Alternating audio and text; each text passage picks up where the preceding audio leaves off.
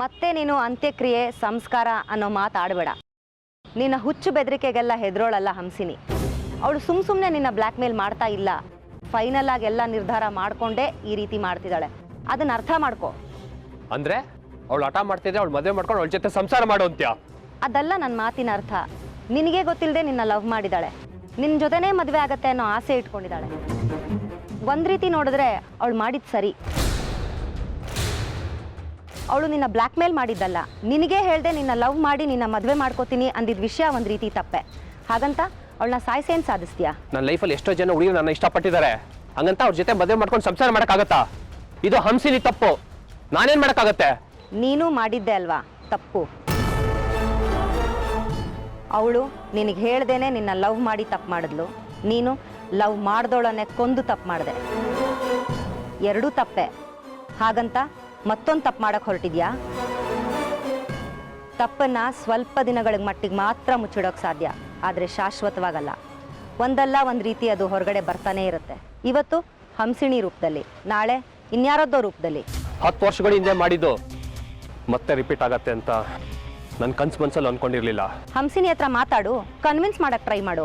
ಒಪ್ಕೊಂಡಿಲ್ಲ ಅಂದ್ರೆ ಮದುವೆ ಮಾಡ್ಕೋ. ಏನ್ ತಮಾಷೆ ಮಾಡ್ತಿದ್ಯಾ? ತಮಾಷೆ ಅಲ್ಲ, ನೀನು ಹುಟ್ಟಿರೋದೇ ಮುಖ್ಯಮಂತ್ರಿ ಆಗೋದಕ್ಕೆ. ಅದಕ್ಕೆ ನಿನ್ನ ದಾರಿ ಗಡ್ಡ ಬಂದವ್ರನ್ನ ಸಾಯಿಸಿ ನಿನ್ನ ಸಮಸ್ಯೆನ ದೊಡ್ಡದು ಮಾಡ್ಕೊಳ್ಳೋ ಬದಲು ದಾರಿ ಈಸಿ ಮಾಡ್ಕೊ ಅಂತ ಹೇಳ್ತಾ ಇದ್ದೀನಿ. ನೀನು ಒಂದಲ್ಲ ಒಂದು ದಿನ ಒಂದು ಕುತ್ತಿಗೆಗೆ ತಾಳಿ ಬಿಗಿಲೇಬೇಕು. ಅದು ಇವಳೇ ಆಗಲಿ ಬಿಡು. No, never. ನೀನ್ ನನ್ನ ಪರವಾಗಿ ಮಾತಾಡು. ಕನ್ಫ್ಯೂಸ್ ಮಾಡಬೇಡ. ನಾನೇ ಬೇರೆ, ನನ್ನ ಗುರಿನೇ ಬೇರೆ. ಅಲ್ಲಿಗೆ ಇವ್ರನ್ನೆಲ್ಲ ಕಟ್ಕೊಂಡು ಹೋಗೋಕ್ಕಾಗಲ್ಲ. ನಿನಗೆ ಇದಕ್ಕಿಂತ ಒಳ್ಳೆ ಪರಿಹಾರ ಹೊಳೆದ್ರೆ ಮುಂದೋರಿ. ಆದರೆ ಹಾವು ಸಾಯಬಾರ್ದು, ಕೋಲು ಮುರಿಬಾರ್ದು. ಹಾಗಂತ ಹಾವಿನ ಜೊತೆ ಸರ್ಸಾಡಕ್ಕೆ ಹೋಗ್ಬೇಡ. ವಿಷ ನಮ್ಮ ಮೇಲೆ ಹಾರುತ್ತೆ. ವಿಷ ಕಾರಕ್ಕೂ ಮುಂಚೆ ಹಲ್ಲೆ ಕಿತ್ತಾಕ್ಬಿಡ್ತೀನಿ. ಆಮೇಲೆ ಎಷ್ಟು ಕಚ್ಚತ್ತ ನಾನು ನೋಡ್ತೀನಿ.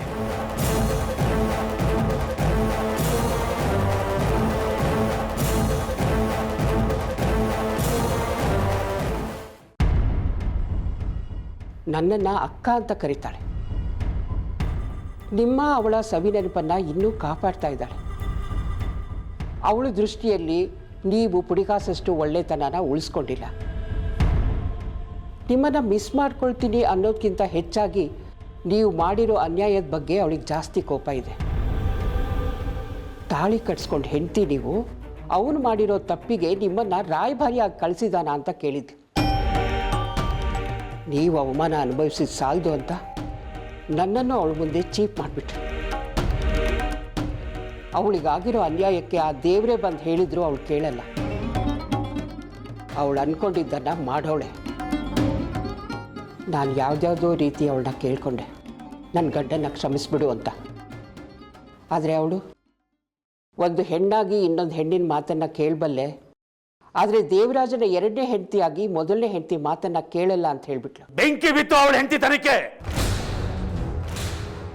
20 ವರ್ಷದಿಂದ ಎಲ್ಲೋಗಿಲ್ಲ ಅಂತ ಅವಳು. ಈಗ ಪ್ರೀತಿ ರೋಷ ದ್ವೇಷ ಹುಕ್ಕರಿತಾ ಇದೆಯಾ? ಏನು ಪ್ರಾರಬ್ಧಗಳು ಏನು? ಇವ್ರು ಮಾಡೋ ಕೆಲಸಗಳಿಗೆ ನಾವು ಅನುಭವಿಸ್ಬೇಕು. ಹೇಳಿ ಹಲಸಿಂಗಾಚಾರ್ಯ. ಅಯ್ಯೋರೇ, ಜಾತುಗಳು ಬಂದು ತಲುಪ್ತಾ ಅಯ್ಯಾರೆ? ತಲುಪದ್ದು. ದಯವಿಟ್ಟು ಕ್ಷಮಿಸ್ಬಿಡಿ ಅಯ್ಯ. ನನ್ನ ಕಡೆಯಿಂದ ಒಂದು ತಪ್ಪಾಗೋಗ್ಬಿಟ್ಟಿದೆ. ತಪ್ಪ? ಏನಾಯ್ತು? ನಿಮ್ಮ ಮನತನ ಎಂಥದ್ದು ಅಂತ ಗೊತ್ತು. ಅದಕ್ಕೋಸ್ಕರನೇ ವಿಕ್ರಮ್ ಸಾಹೇಬರಿಗೆ ಒಂದು ಅಂತ ಜಾತಕಗಳನ್ನ ಕಳಿಸ್ತಾ ಇದ್ದೆ. ಈ ಸಲ ಕಳಿಸಿರೋ ಜಾತಕದಲ್ಲಿ ಒಂದು ಬಡವ್ರ ಮನೆ ಜಾತಕ ಬಂದ್ಬಿಟ್ಟಿದೆ. ಆ ಹುಡುಗಿ ಹೆಸರು ಮೇಘನಾ ಅಂತ, ಅದನ್ನೇ ಹೇಳೋಣ ಅಂತ ಫೋನ್ ಮಾಡಿದೆ. ದಯವಿಟ್ಟು ಕ್ಷಮಿಸ್ಬಿಡಿ ಅಯ್ಯ, ಅದು ನನಗೆ ಗೊತ್ತಿಲ್ಲದಲ್ಲೇ ಬಂದ್ಬಿಟ್ಟಿದೆ. ಅದನ್ನು ಬಿಸಾಕ್ಬಿಡಿ. ಪರವಾಗಿಲ್ಲ ಬಿಡಿ. ಸಿಂಹಸ್ವಾಮಿ,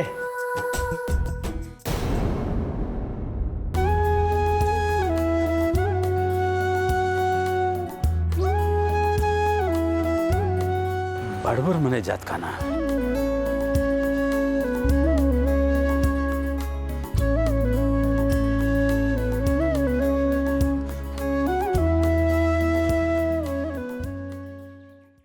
ನೀನ್ ಯಾಕೆ ದೇವಸ್ಥಾನದಲ್ಲಿ ಚಾಮುಂಡಿ ಅವತಾರದಲ್ಲಿದ್ದೆ? ಏನಾಯ್ತು? ಅವ್ರಿಗೆ ಹೊಟ್ಟೋದ್ರು? ಅವ್ರಿಗೆ ಜಂಬಾ ಕಣೆ. ಯಾವಾಗಲೂ ದೇವ್ರ ಹತ್ರನೇ ಇರ್ತೀನಿ, ದೇವ್ರಿಗೆ ಪೂಜೆ ಮಾಡ್ತಿರ್ತೀನಿ, ನನ್ಗೇನು ಭಯ ಅಂತ. ಅವ್ರು ಮಾತಾಡಿದ್ದೆ ಯಾವಾಗಲೂ ಸರಿ. ಅವ್ರು ಏನೇ ಮಾಡಿದ್ರು ಸರಿ ಅಂತ ಬೀಗ್ತಾ ಇರ್ತಾರೆ. ಯಾವ ವಿಶ್ವಾಗಿ ಇನ್ನೊಬ್ರಿಗೆ ಹರ್ಟ್ ಆಗುತ್ತೆ ಅಂತ ಗೊತ್ತಿದ್ಯೋ ಅದೇ ವಿಚಾರನ ಹೇಳಿ ಚುಚ್ತಾ ಇರ್ತಾರೆ. ಹೊಟ್ಟೆ ಉರಿಸ್ತಾರೆ ಕಣೆ. ಅದಕ್ಕೆ ಇವತ್ತು ಅವ್ರ ಹೊಟ್ಟೆಗೆ ನಾನೇ ಬೆಂಕಿ ಹಚ್ಚಿ ಬಂದಿದ್ದೀನಿ. ಈಗ ನೋಡ್ಬೇಕಾದ್ರೆ ಅಲ್ಲಿ ತಕ್ಕ ಅಂತ ಕುಣಿತಿರ್ತಾರೆ. ಮತ್ತೆ ಅವ್ರ ಹತ್ರ ಜಗಳ ಮಾಡಿದ್ಯಾ? ಯಾಕೆ ಬೇಕು ನಿನಗಿದೆಲ್ಲ? ನಾನ್ ಜಗಳ ಮಾಡಿಲ್ಲ, ಅವರೇ ಕಾಲ್ ಕೆರ್ಕೊಂಡು ಜಗಳಕ್ಕೆ ಬಂದಿದ್ದು. ಏನೇನೋ ಬಾಯಿಗೆ ಬಂದಾಗೆಲ್ಲ ಮಾತಾಡ್ತಾರೆ. ನಮ್ಮ ಕುಟುಂಬದ ಬಗ್ಗೆ ಏನೇನೋ ಮಾತಾಡ್ತಾರೆ ಕಣೆ. ಇದಕ್ಕೆಲ್ಲ ಒಂದು ಫುಲ್ ಸ್ಟಾಪ್ ಇಟ್ಟೇ ಇರ್ತೀನಿ, ಬಿಡಲ್ಲ ನಾನು. ಇಂಥವ್ರ ಮಾತನ್ನ ಕೇಳಿಸ್ಕೊಂಡು ಮನೆಗೆ ಬಂದಿದ್ದಕ್ಕೆ ಮಧು ಅಂತ ಅಕ್ಕನ ಜೀವನ ಹಾಳಾಗಿದ್ದು. ಕೊಲೆಗಾರನ್ ಕುತ್ಕೆ ಇಟ್ಕೊಂಡು ಕೇಳಿದಿದ್ರೆ ಅಕ್ಕ ಇವತ್ತು ಸಾಯ್ತಿರಲಿಲ್ಲ ಕಣೆ. ಅವಳೊಂದು ಧೈರ್ಯ ಮಾಡಿದಿದ್ರೆ ಬಹುಶಃ ಇವತ್ತು ಅವಳು ಬದುಕಿರ್ತಿದ್ಲು. ಅವಳ ಮುಗ್ಧತೆನ ಜನ ದುರುಪಯೋಗ ಮಾಡ್ಕೊಂಡ್ರು ಕಣೆ. ಇವತ್ತು ನಾವು ಹೀಗೆ ಇದ್ರೆ ನಮ್ಮ ಕತೆನೂ ಅಷ್ಟೇ. ಅಂಥದ್ದೇನೇ ಅಂದ್ರು ಅವರು? ನೀನೋ ಪ್ರಕಾಶನ್ ಮದುವೆ ಆಗ್ಬೇಕಂತೆ.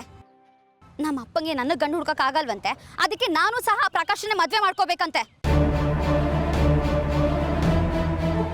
ದೊಡ್ಡೋರಾಡೋ ಮಾತೇನೆ ಅದು. ಈ ಮಾತನ್ನೆಲ್ಲ ಕೇಳಿಸ್ಕೊಂಡು ಅವ್ರ ಹತ್ರನೇ ಪೂಜೆ ಮಾಡಿಸಿ ಪ್ರಸಾದ ಇಸ್ಕೊಂಡು ಬರ್ಬೇಕಾಗಿತ್ತ ನಾನು? ನೋಡೆ ಅಕ್ಕ, ನಮ್ಮ ಹಿಂದೆ 1000 ಜನ 1000 ಮಾತಾಡ್ಲಿ, ಅದಕ್ಕೆಲ್ಲ ನಾನು ತಲೆ ಕೆಡ್ಸ್ಕೊಳ್ಳಲ್ಲ. ಅವರು ಹಿಂದೆನೇ ಇರ್ತಾರೆ, ನಾವು ಮುಂದೆನೇ ಇರ್ತೀವಿ. ಆದರೆ ನಮ್ಮ ಮುಂದೆ ನಿಂತ್ಕೊಂಡು ನಮ್ಮನ್ನೇ ಕೀಳಾಗಿ ನೋಡಿದ್ರೆ ಅವ್ರು ಎಂಥವ್ರೇ ಆಗಿರಲಿ, ಅವ್ರನ್ನ ಮಾತ್ರ ನಾನು ಸುಮ್ಮನೆ ಬಿಡಲ್ಲ.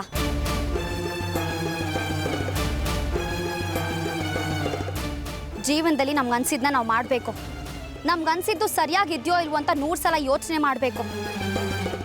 100 ಸಲ ಯೋಚನೆ ಮಾಡಿದ್ರು ಅದು ಸರಿಯಾಗಿದೆ ಅಂತ ಅನ್ಸಿದ್ರೆ ಅದನ್ನು ನಾನು ಮಾಡ್ತೀನಿ. ಮಧುವಂತೆ ಅಕ್ಕ ನೆನ್ಸ್ಕೊಂಡು ನಾವು ಎಷ್ಟೊಂದು ಸಲ ಸಂಕಟ ಪಟ್ಟಿದ್ದೀವಿ, ಅತ್ತಿದ್ದೀವಿ. ಯಾರಾದ್ರೂ ಒಬ್ರು ಬಂದು ನಮಗೆ ಸಾಂತ್ವನ ಮಾಡಿದ್ರೇನೆ ಇಲ್ಲ ತಾನೆ? ಮತ್ತೆ ನಮಗ್ ಬೇಜಾರು ಮಾಡೋ ಅಧಿಕಾರ ಯಾರೇ ಇವ್ರಿಗೆಲ್ಲ ಕೊಟ್ಟಿದ್ದು? ಸಾಹೇಬ್ರು ಹೇಳ್ದಾಗೆ ನಾಳೆ ನಾವು ಹೋಗಿ ಪೊಲೀಸ್ ಸ್ಟೇಷನ್ಗೆ ಕಂಪ್ಲೇಂಟ್ ಕೊಟ್ಟು ಬರೋಣ.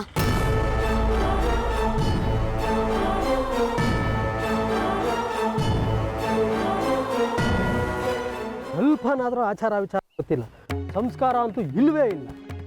ಏನಂತ ಹುಟ್ಟುಬಿಟ್ಟಿದಾರ ಏನೋ ಕರ್ಮ. ಏನ್ ಸಿಂಗು, ಯಾರಿಗೋ ಸರಿಯಾಗಿ ಮಂಗಳಾರತಿ ಮಾಡ್ಬಿಟ್ಟು ಬರ್ತಾ ಇದೆಯಾ ಅನ್ಸುತ್ತೆ. ಅರ್ಸಿಂಗ, ನಿಂದಿದ್ದಿದ್ದೆ ಬಿಡು. ನೀವು ಕೊಟ್ಟಿದ್ದ ಜಾತಕನೆಲ್ಲ ಪೋಸ್ಟ್ ಮಾಡಿದ್ದೀನಪ್ಪ. ಅದಿಷ್ಟೊತ್ತಿಗಾಗಲೇ ದೇವು ಸಾಹೇಬ್ರಿಗೆ ತಲುಪಿರುತ್ತೆ. ಅದ್ರದ್ದು ಪೋಸ್ಟ್ ಚಾರ್ಜು 25 ರೂಪಾಯಿ, ಒಂದು ಕವರ್ ಚಾರ್ಜ್ ಒಂದು 25 ರೂಪಾಯಿ. ನಾಳೆ ತಂದು ಕೊಟ್ಬಿಡು. ಕೆಲಸ ನಿನ್ನ ಸ್ಟ್ಯಾಂಪ್ಗೆ ಬೆಂಕಿ ಬಿತ್ತು. ಪೂಜೆ ಆರೆ ಅನ್ನೋದು ಮರ್ತು ಕಲ್ ತಗೊಂಡು ನಿನ್ನ ತಲೆ ಮೇಲೆ ಹಾಕ್ಬಿಡ್ಬೇಕು ಅನ್ಸುತ್ತೆ. ಯಾಕೋ ಅಳ್ಸಿಂಗ, ಏನಾಯ್ತು? ನಿನ್ನ ಮಗಳಿದಾಳಲ್ಲ, ಅದು ಏನು ಅಂತ ಎತ್ಬಿಟ್ಯೋ. ಏನಯ್ಯ ಕಿತಾಪತಿ, ಒಬ್ರಿಗಿಂತ ಒಬ್ರು ತರಲೆ ಮಾಡೋದ್ರಲ್ಲಿ ಎತ್ತಿದ ಕೈ ನಾನು ಕುತ್ತಿಗೆಗೆ ತಂದುಬಿಟ್ಟಿದ್ದಾರೆ. ಏನ್ ಮಾಡಿದ್ಲು? ಒಂದು ಚೂರಾನ ಮಾನ ಮರ್ಯಾದೆ ಇದೆಯೇನೋ ಅವ್ರಿಗೆ? ನನ್ನ ಹೊಟ್ಟೆಲ್ಲ ನಾನು ಹುಟ್ಟಿದ್ರೆ ಕತ್ತಿಸಿಗೆ ಸಾಯಿಸ್ಬಿಡ್ತಾ ಇದ್ದೆ. ಏನಾಯ್ತು ಅಂತ ಹೇಳೋ ಅಳ್ಸಿಂಗ. ನನ್ನ ಮಕ್ಕಳಿಗೆ ಆತರ ಬುದ್ಧಿ ಇದೆ, ಒಪ್ಕೋತೀನಿ. ಆದರೆ ಸಾಯಿಸುವಂಥ ತಪ್ಪು ಏನು ಮಾಡಿರಲ್ಲ. ಹೆತ್ತೋರ್ಗೆ ಯಜ್ಞ ಮುದ್ದಂತೆ. ನೀನು ಹಿಂಗೆ ವಹಿಸ್ಕೊಂಡು ಅವ್ರ ಪರ ಮಾತಾಡ್ತಾ ಇದ್ರೆ ನೀನು ಹಾಳಾಗೋಗ್ಬಿಡ್ತೀಯ.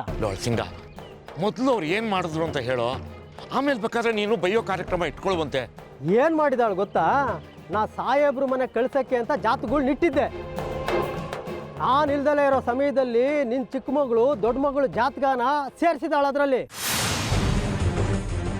ಹೇಳಪ್ಪ ಪುಣ್ಯಾತ್ಮ, ನಿನ್ನ ಮಗಳು ಮಾಡಿರೋ ಗಣಾಂಧರಿ ಕೆಲಸ ಸರಿನಾ? ಈ ರೀತಿ ದೊಡ್ಡವ್ರ ಮನೆಗೆ ಆಸೆ ಪಡೋದು ತಪ್ಪು ತಾನೆ? ನೀನೇ ಪೋಸ್ಟ್ ಮಾಡಿದ್ಯಾ, ನಿನ್ನ ಮಗಳ ಜಾತಕ ಅದರಲ್ಲಿ ಇದೆ ಅಂತ ಗೊತ್ತಿದ್ದು ಪೋಸ್ಟ್ ಮಾಡಿದ್ಯಾ.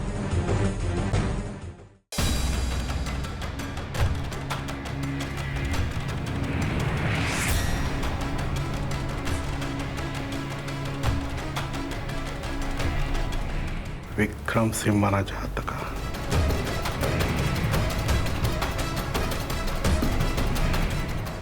ರಾಹು ಶನಿ ಕುಜ 3 ವಕ್ರ ದೃಷ್ಟಿಗಳು ಬಿದ್ದಿವೆ.